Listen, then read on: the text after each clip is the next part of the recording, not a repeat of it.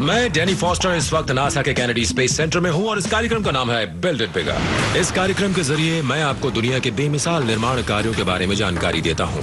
पर आज मैं आपको इंसान द्वारा किए जा रहे अंतरिक्ष अध्ययन के बारे में कुछ बताऊंगा। मुझे दुनिया की ऐसी इमारतों में प्रवेश की अनुमति मिली है जहाँ कुछ ही लोगों को जाने की इजाजत मिल पाती है। बहुत ही खास रियायत है। स्पेस शटल अपनी आखिरी उड़ानों में से एक के लिए तैयार किया जा रहा है।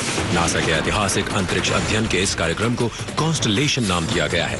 मैं उन इंजीनियरों से मिलूंगा जो अमेरिकी अंतरिक्ष कार्यक्रम को फिर से शुरू करने जा रहे हैं। एक बार फिर चांद पर उतरने की योजना है। फिर वहां से 5 करोड़ 60 लाख किलोमीटर दूर लाल ग्रह पर जाने का इरादा बनाया गया है, यानी मंगल पर। मतलब यह है कि इंसान सबसे ज्यादा बेरहम परिवेश से जूझने को अब तैयार है, यानी कि अंतरिक्ष से। इस वक्त दुनिया के 2 सबसे ऊंचे रॉकेट निर्माणाधीन हैं। तो इस समय हम लोग एरिस रॉकेट में हैं। अंतरिक्ष यात्री दुनिया के सबसे महंगे निर्माण कार्य का प्रशिक्षण ले रहे हैं। ये निर्माण कार्य ही है ना? ठीक कह रहे हैं। यानी कि स्पेस स्टेशन बन रहा है। बिल्कुल सही। अज्ञात इलाके में अन्वेषण करने के लिए एक वाहन तैयार किया गया है। क्या ये मंगल है? ये मंगल है। क्या उन्हें इस काम में कामयाबी मिलेगी? जैसा सोचा था वैसे ही काम किया है।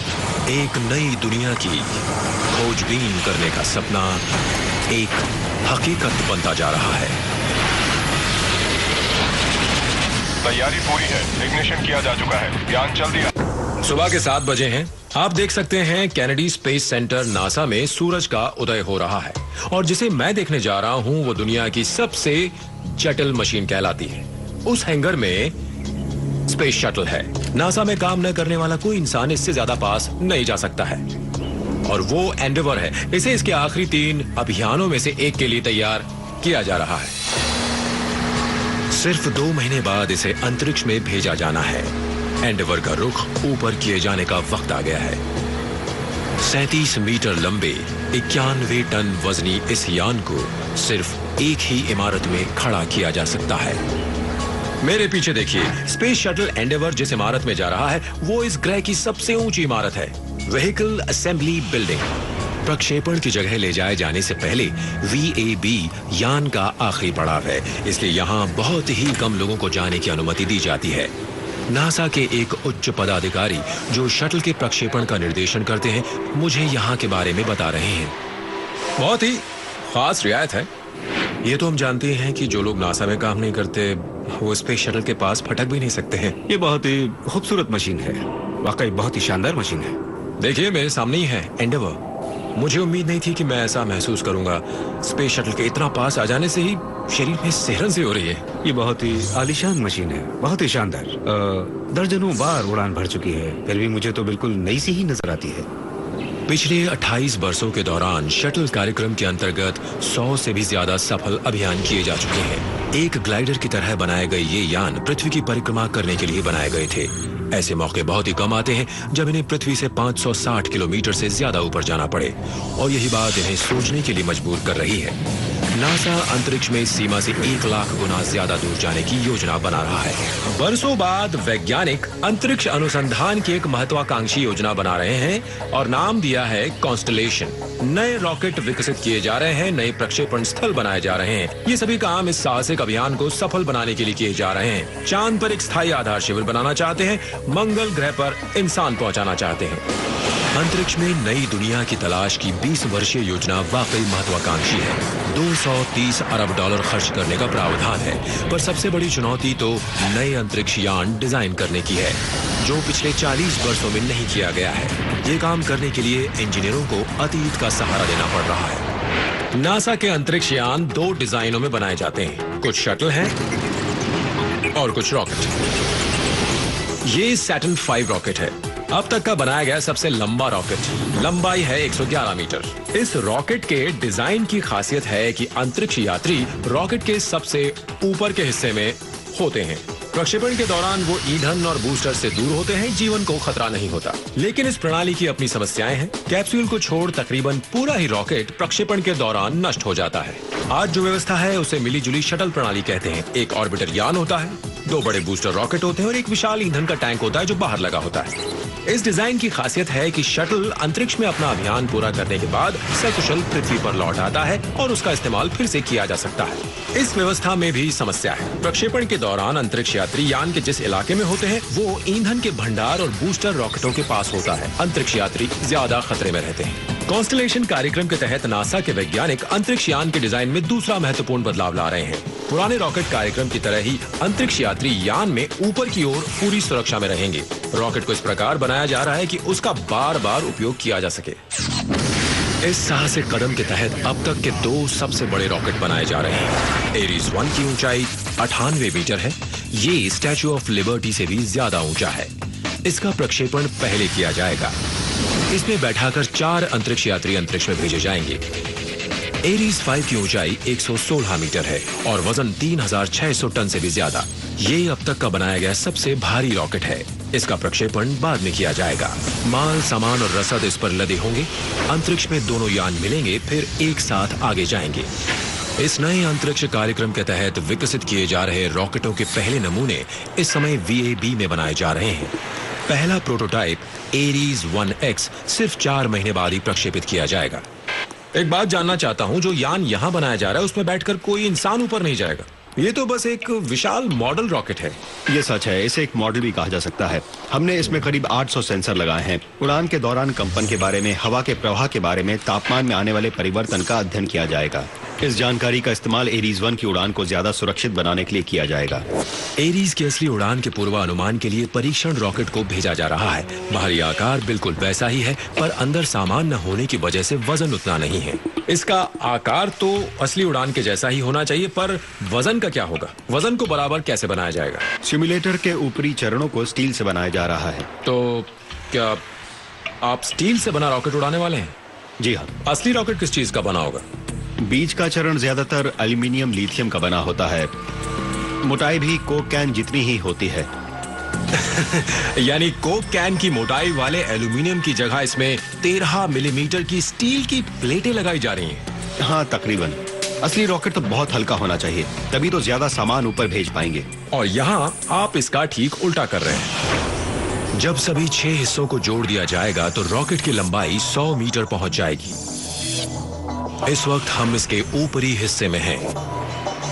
तो इस समय हम एरीज रॉकेट के अंदर हैं। हाँ, जहाँ आप हैं वहाँ लिक्विड ऑक्सीजन का टैंक होगा।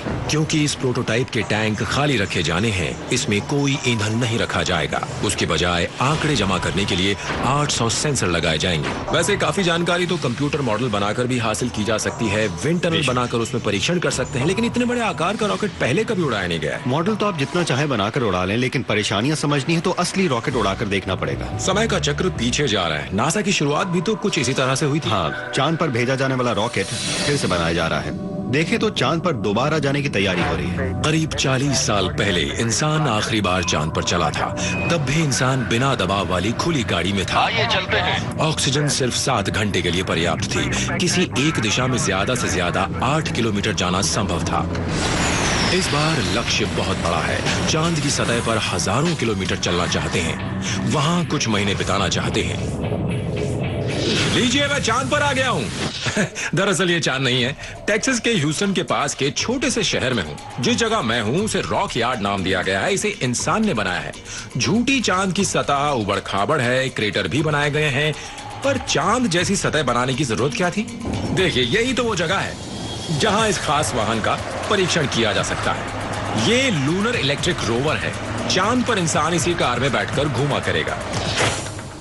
डैनी, मिलकर खुशी हुई। मुझे भी। ठीक है। माइक, आप एक अंतरिक्ष यात्री हैं। हाँ, आप तो अंतरिक्ष में जा चुके हैं 4 बार। ये बताइए कि चांद पर घूमने के अलावा भी ये किसी काम आएगी क्या?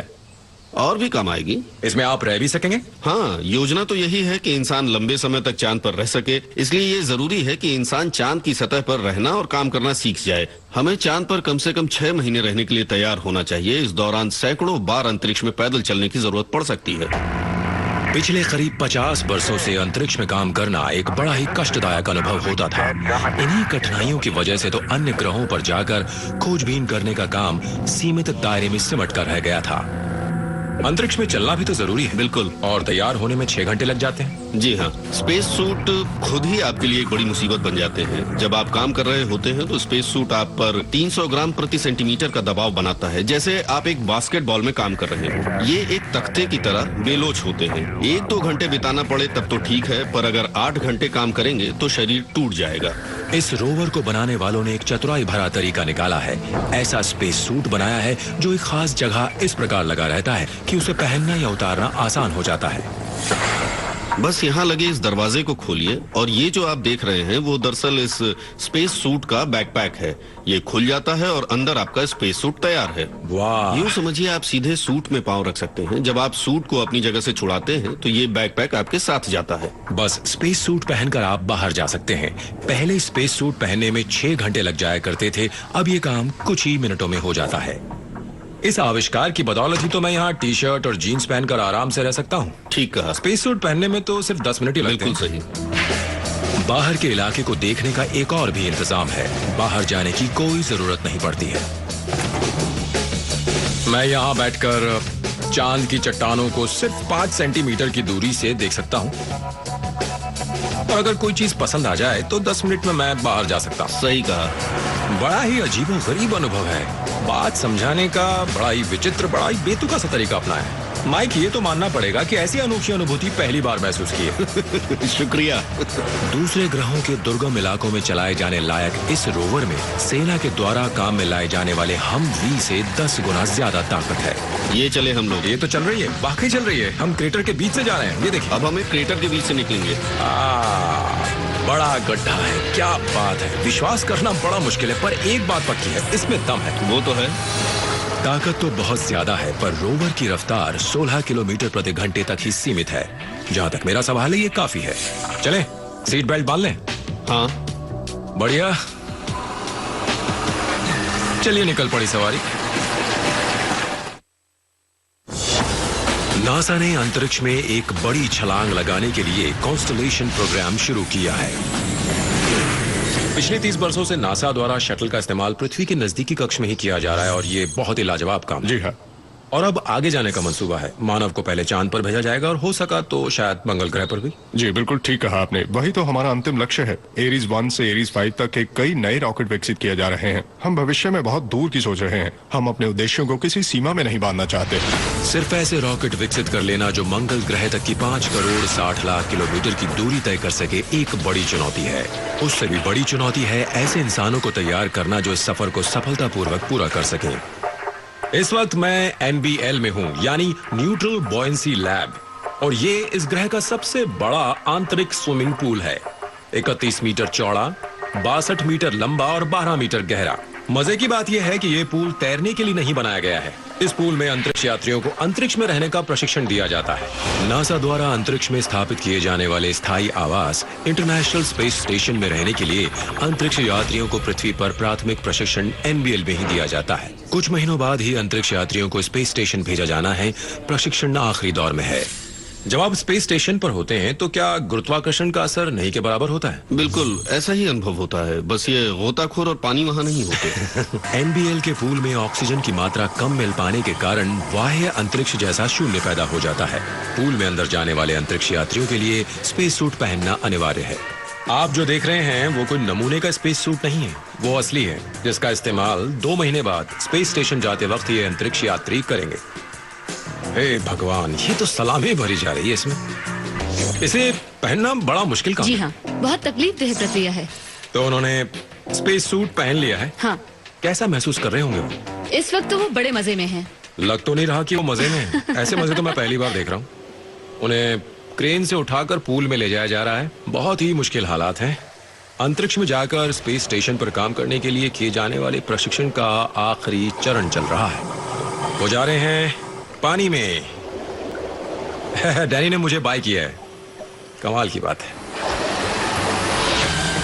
पानी में प्रवेश के बाद आपको अपने वजन का एहसास नहीं होता, पर यह प्रशिक्षण सिर्फ ये एहसास दिलाने तक सीमित नहीं है। स्पेस स्टेशन में जाकर इन्हें कई काम करने हैं। वैज्ञानिक प्रयोग करने हैं, शोध कार्य करने हैं, साथ साथ निर्माण कार्य भी तो करना है। ठीक कहा। स्पेस स्टेशन भी तो वही पूरा करेंगे। बिल्कुल ठीक। इन दिनों अंतरिक्ष यात्री खास तौर पर इसी काम के लिए भेजे जाते हैं। वो अपने साथ स्पेस स्टेशन के कुछ हिस्से ले जाते हैं जिनसे मरम्मत का काम किया जा सके। यहाँ ये निर्माण पूरा किया जा रहा है। 10 साल से निर्माण कार्य चल रहा है। स्पेस स्टेशन बनाने पर अब तक 157 अरब डॉलर खर्च किए जा चुके हैं। ये दुनिया की सबसे महंगी परियोजना है और अभी सिर्फ 80% काम ही पूरा हो पाया है। जब ये अंतरिक्ष यात्री स्पेस स्टेशन की कक्षा में पहुंचेंगे तो वो नासा के लिए सबसे मुश्किल काम करेंगे, अंतरिक्ष में निर्माण कार्य। दबाव वाले स्पेस सूट में 8 घंटे काम किया जाएगा। जरा सोचिए, हाथ से कोई औजार छूट जाए तो आप हमेशा के लिए उसे खो बैठते हैं। पृथ्वी से 400 किलोमीटर ऊपर कोई हार्डवेयर स्टोर तो है नहीं, इसलिए नासा हर 3 महीने बाद साथ सामान भेजता रहता है। ऊपर भेजा जाने वाला हर उपकरण, हर औजार, अंतरिक्ष यात्रियों की जरूरत का हर सामान इसी जगह तैयार किया जाता है। और आज हम देखेंगे कि पृथ्वी से बाह्य अंतरिक्ष में कैसे साथ सामान भेजा जाता है।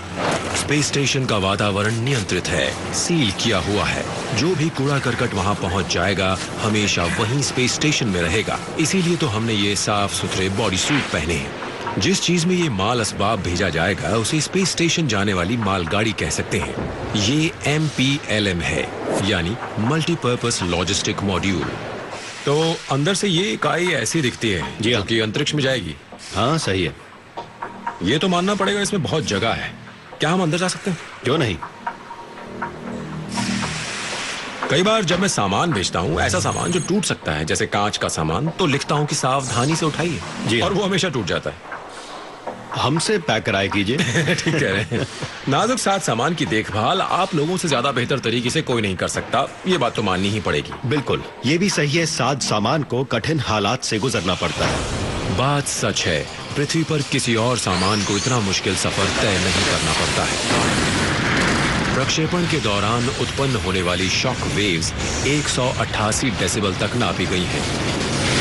इतने तेज धमाके से अंतरिक्ष यान तक फट सकता है।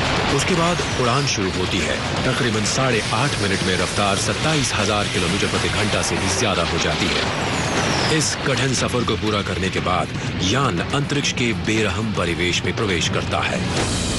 अंतरिक्ष। केन, एक बात बताइए, जब ये इकाई स्पेस स्टेशन से जुड़ जाएगी तो ये बाहरी हिस्सा बाह्य अंतरिक्ष में होता है? जी हाँ, अंतरिक्ष बड़ी बेरहम जगह है। कक्ष में ध्वस्त यानों का मलबा घूमता रहता है। बहुत सी छोटी बड़ी चीजें वहाँ घूमती रहती हैं। इन सभी चीजों से यान को बचाना जरूरी है। सामान लेकर जाने वाली ये इकाई पृथ्वी से 400 किलोमीटर ऊपर चक्कर लगा रहे स्पेस स्टेशन से जाकर जुड़ती है। सूक्ष्म आकार के पत्थर, धातु की उल्काएं और अंतरिक्ष में बिखरा मलबा यान से टकराता रहता है। ये वस्तुएं 32,000 किलोमीटर प्रति घंटा से भी ज्यादा तेज रफ्तार से आकर टकराती हैं। ये निशान भी तो किसी ऐसी ही टक्कर का नतीजा है। अच्छी खासी चोट खाई है इस इकाई ने। मजे की बात यह है कि इतना नुकसान तो रेत के कण के टकराने भर से हो गया है। जी हाँ, यही चीजें तो हमें याद दिलाती रहती हैं कि अंतरिक्ष कितना बेरहम है। किसी भी बात को अनदेखा नहीं किया जा सकता। स्पेस स्टेशन का जीवन बड़ा ही मुश्किल होता है। रात भर चैन से सो पाना भी नसीब नहीं होता। सोते हुए अंतरिक्ष यात्री को रोके रखने का काम करने वाला गुरुत्वाकर्षण बल यहाँ नदारत है। इंजीनियरों ने सोने के लिए कक्ष बनाया है। आयतन सिर्फ 1.6 घन मीटर है। एक शावर स्टॉल के बराबर इस जगह को रहने की जगह कहा जाता है। इसे अंतरिक्ष में भेजने से पहले आज इसकी सफाई की जा रही है। चिप, एक बात बताइए, मेरे तो सिर्फ बाल ढकने की टोपी लगाई गई, पर आपने तो अच्छा खासा नकाब पहन रखा है। अगर आप दाढ़ी मूछ रखते हैं तो ये जरूरी हो जाता है कि उन्हें ढका जाए, इसलिए ये नकाब पहनना पड़ता है। आप कहना चाहते हैं कि मूछ का एक गिरा हुआ बाल भी स्पेस शटल भेजे जाने वाले उपकरणों को दूषित कर सकता है? सही कहा। चिप, मेरी आंखों को तो यहाँ इसके ऊपर कोई गंदगी नजर नहीं आ रही है। मैं तो कहूंगा ये तो अच्छा खासा साफ है। ये तेज लाइट जलाकर देखते हैं, पता चलेगा कि वहाँ क्या क्या मौजूद है। क्या बात, देखा आपने क्या क्या नजर आने वाला है? हाँ, यहाँ तो बहुत ही सफाई की जरूरत है। सही कहा आपने। अरे जरा देखिए तो ये क्या है? ये देखिए, ये क्या है? ये छोटी मोटी धूल या धागे का टुकड़ा नहीं है, ये धातु का बना है ना। अगर ऐसी कोई चीज आपकी आंख में चली जाएगी तो क्या होगा? सबसे पहले अभियान में अंतरिक्ष यात्री के साथ कुछ ऐसा ही हो गया था। धातु की एक कतरन उनकी आंख में चली गई थी। वो लोग उसे निकालने में कामयाब हो गए थे, वरना अभियान वहीं पर खत्म हो जाता। और ये सब धातु की बारीक सी कतरन के कारण होता। सही समझे। सोने के लिए तैयार की गई इकाई सफाई के बाद रॉक इंसर्शन डिवाइस के पास आ चुकी है। सोने के कमरे को यहाँ इस जगह लगा दिया गया है। ये दरअसल एक क्रेन है, आप खुद यहाँ देख सकते हैं। मशीन का ये हाथ इस हाउसिंग से बाहर निकला है। ये रोबोट इस इकाई को उठाएगा, 90 डिग्री से घुमाएगा, ऊपर ले जाएगा और इसे इसकी सही जगह ले जाकर छोड़ आएगा। तैयारी पूरी है ब्रायन, आप तैयार हैं? पूरी तरह से। आप चलाएंगे? हाँ, ठीक कहा, मैं ही चलाऊंगा। तो ठीक है, शुरू करते हैं। एक विशाल रोबोटिक क्रेन है, कमान ब्रायन के हाथ में है।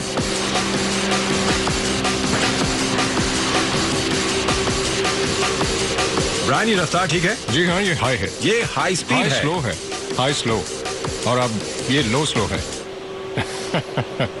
सीट बेल्ट बांध लीजिए। नासा का सारा काम इसी रफ्तार से होता है। इसी बात को थोड़ा तेज रफ्तार से दिखाता हूं।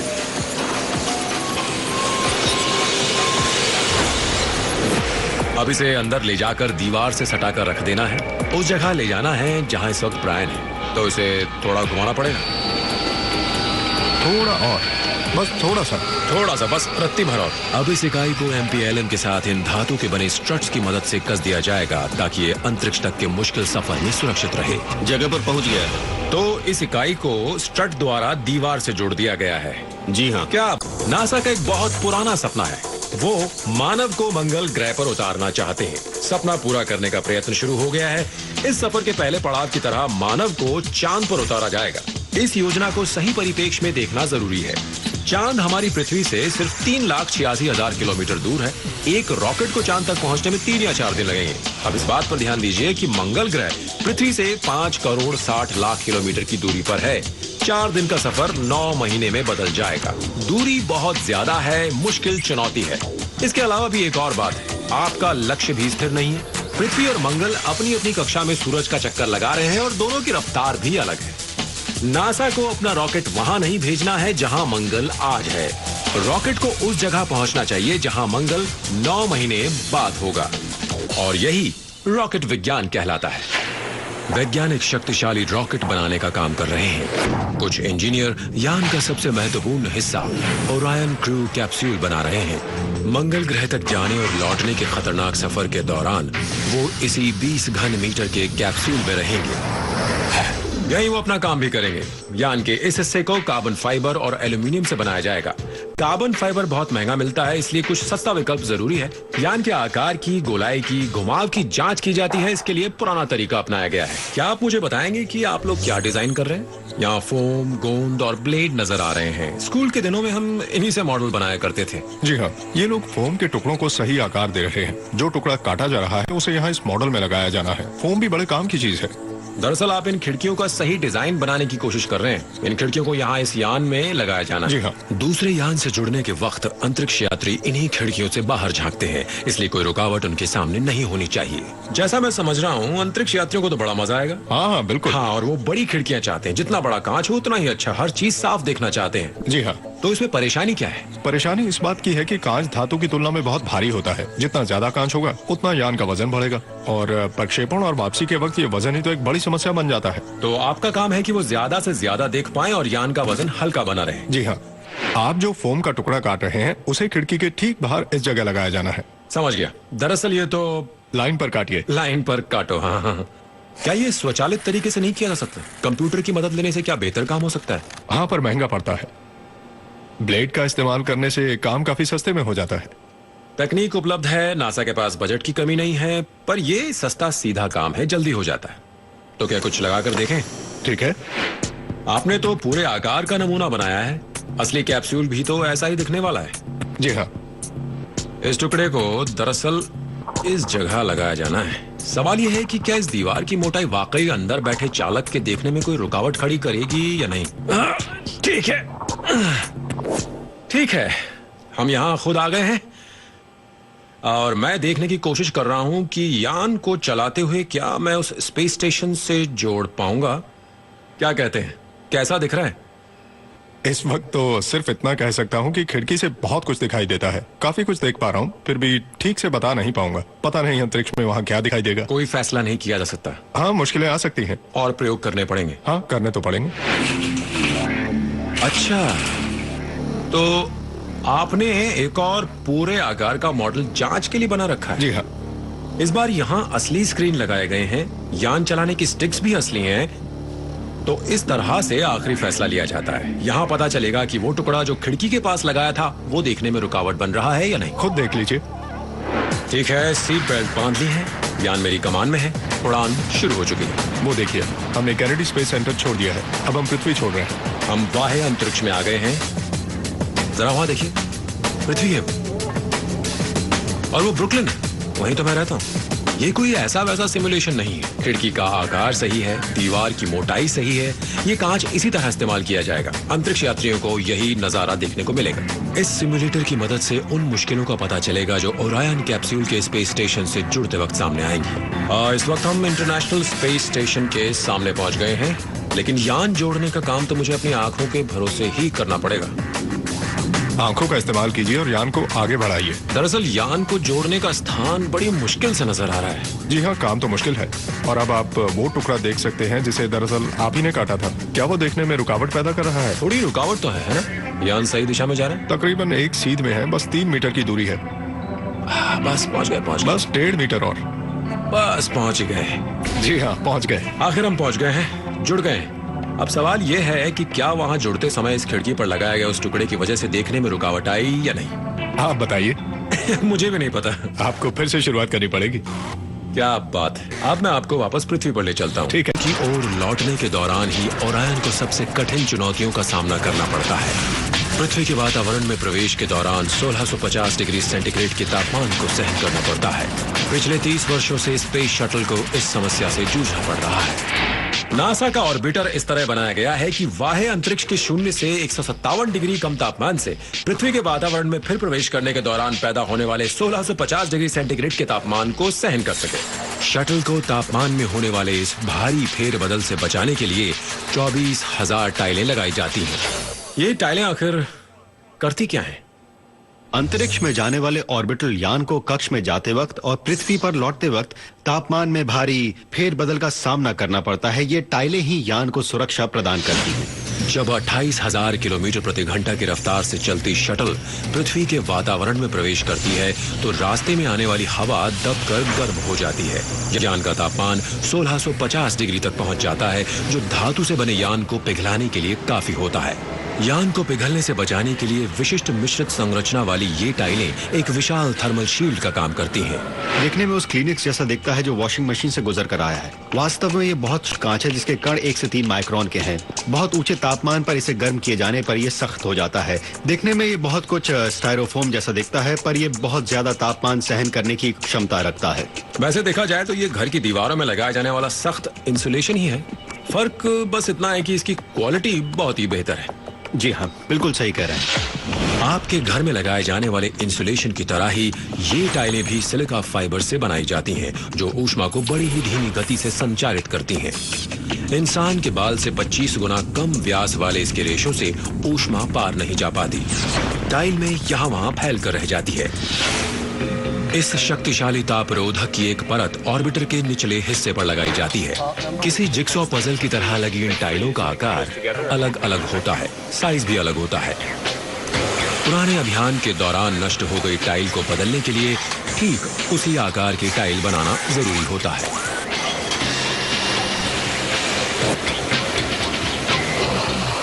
तो क्या एक बड़े गुटके को तराश कर उस टाइल का सही आकार प्रकार देना पड़ता है? बिल्कुल सही। अब इस नई टाइल का क्या किया जाएगा? इसे यहाँ से ले जाकर इस पर बोरोसिलिक 8 ग्लास कोटिंग की जाएगी। सिरेमिक पेंट की 13 परतें चढ़ाई जाती हैं, जो फोम की टाइल को सील कर देती हैं और नुकसान से बचाती हैं। अब मैं इसे यहाँ रख रहा हूँ। ये टाइल यहाँ 3 घंटे रहेगी। ग्लास कोटिंग सूखने में इतना वक्त तो लग ही जाता है। कोटिंग सूख जाने के बाद इसे भट्टी में रखकर 1100 डिग्री सेंटीग्रेड में पकाया जाता है।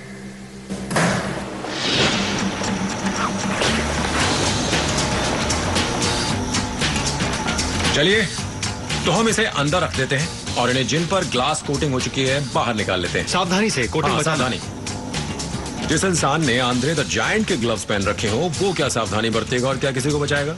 मैं मजाक नहीं कर रहा हूं।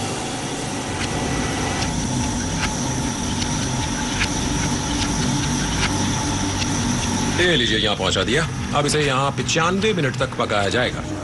जब तक इस टाइल का गर्म होना चलेगा हम इन्हें बाहर निकाल लेते हैं। बहुत ज्यादा गर्म है भाई, मेरा तो मुंह झुलस गया। गिरना मत, गिरना मत। बहुत ज्यादा गर्म है। देखो कैसे चमक रही हैं, दोनों लाल सुर्ख दिख रही हैं। क्या ये जला सकते हैं? अंदर का तापमान कितना होगा? करीब 1200 डिग्री सेंटीग्रेड।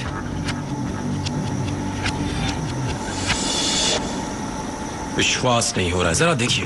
अंदर का तापमान 1100 डिग्री सेंटीग्रेड से ज्यादा है और अभी हाल ही में ओवन से निकाला है और मैं इसे हाथ में पकड़ सकता हूँ। मेरे कहने का मतलब है कि इसीलिए तो ऑर्बिटर वो काम कर पाता है जिसे करने के लिए उसे बनाया गया है। जो गर्मी सतह पर लगी टाइलों को झेलनी पड़ती है वो यान में सवार लोगों तक नहीं पहुंच पाती है। गर्मी सहन करने की अपार क्षमता है इन टाइलों में, पर इन्हें हाथ से चूर चूर किया जा सकता है। अगर टाइलों को कोई नुकसान हो जाए तो ऑर्बिटर को लौटते समय खतरों से जूझना पड़ेगा। ये लीजिए, असली टाइल है ये, शटल में लगाए जाने के लिए तैयार है। बड़ी सावधानी पूर्वक इसे काटा, तराशा, रंगा और पकाया गया है। जांचने परखने के बाद इस पर मार्का भी लगा दिया है। ये लगाए जाने के लिए तैयार है। और इस टाइल का अगला पड़ाव है बाहरी अंतरिक्ष।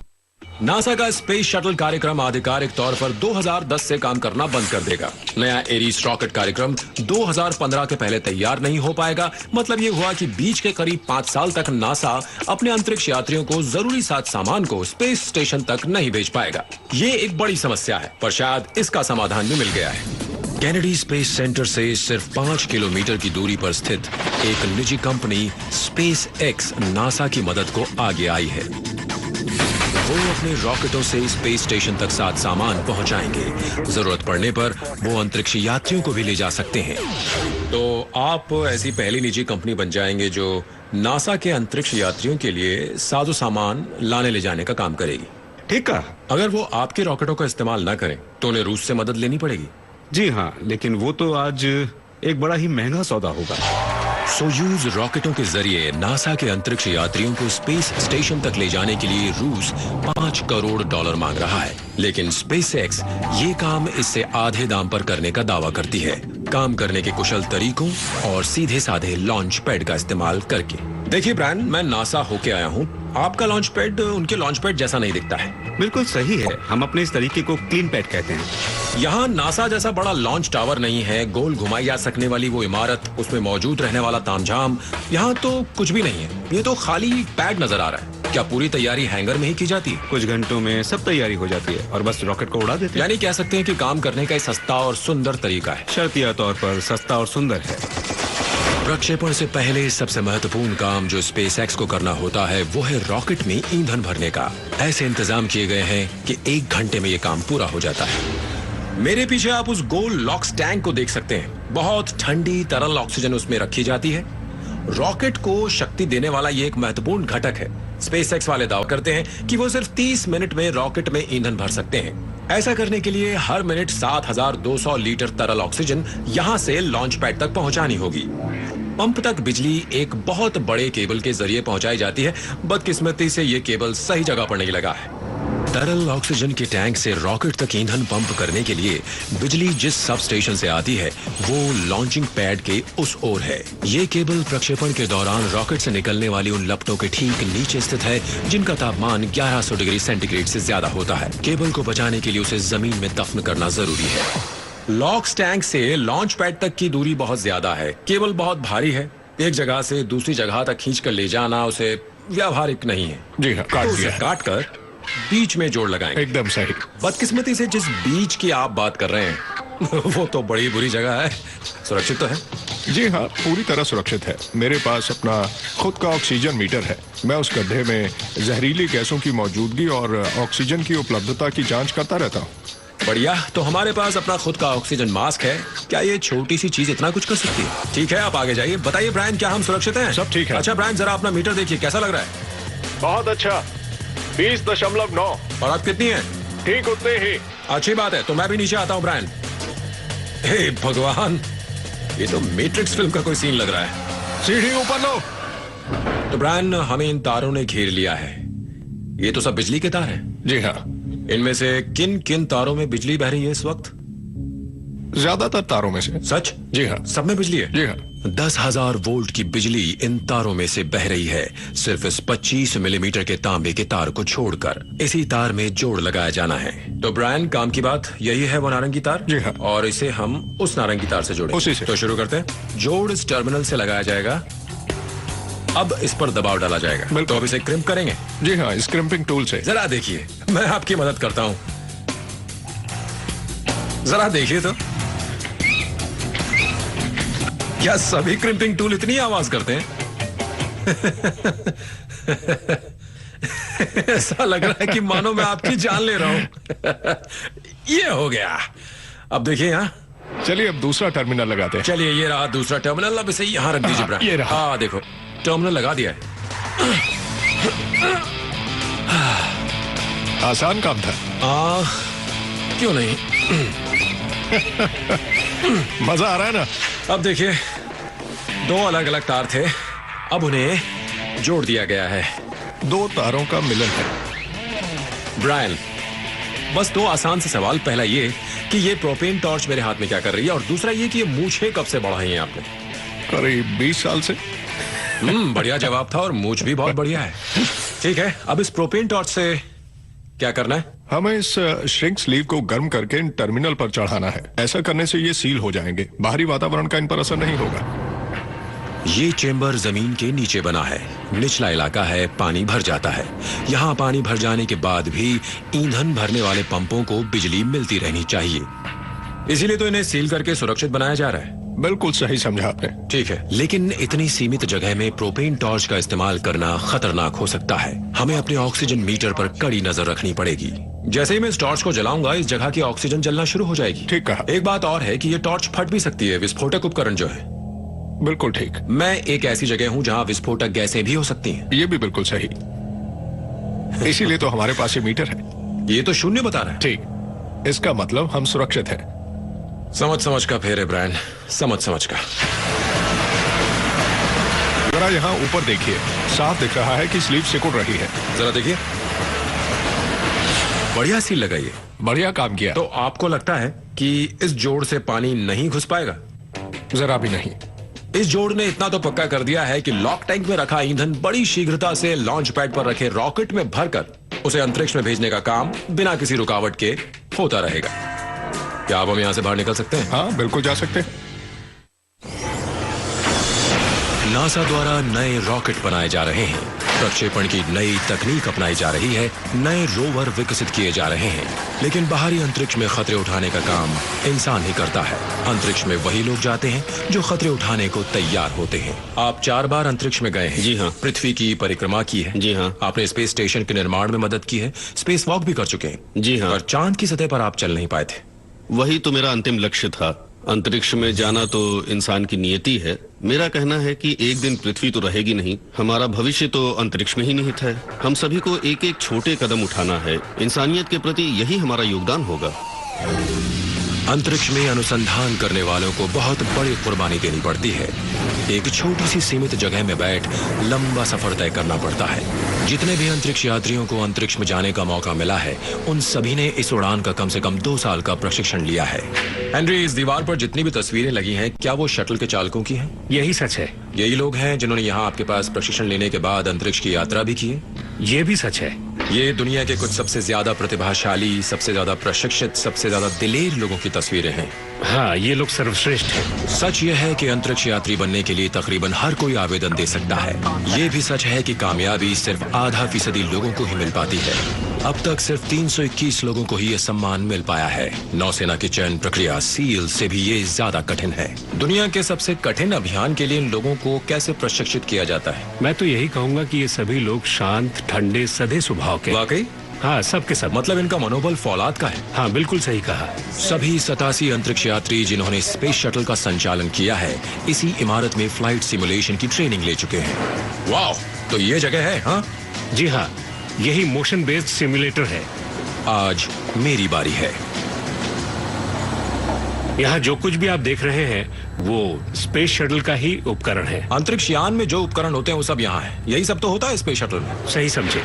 आज हम आपको कमांडर की सीट पर बिठाएंगे। ठीक है हेनरी, बेल्ट बांध लीजिए। तैयार हूँ। मैं कमांडर फॉस्टर हूँ। ओवर। हेनरी, क्या मुझे अंतरिक्ष यात्री बनने का मौका मिल सकता है? आप ही क्यों, हर कोई बन सकता है। कुछ तो होगा मुझ में। देख रहा हूँ।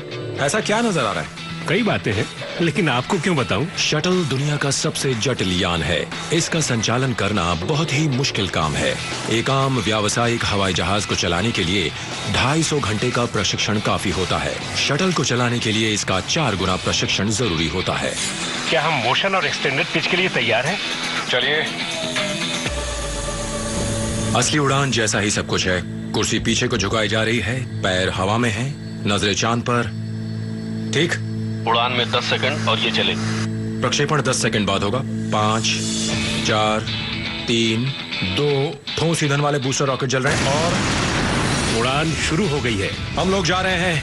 हे भगवान।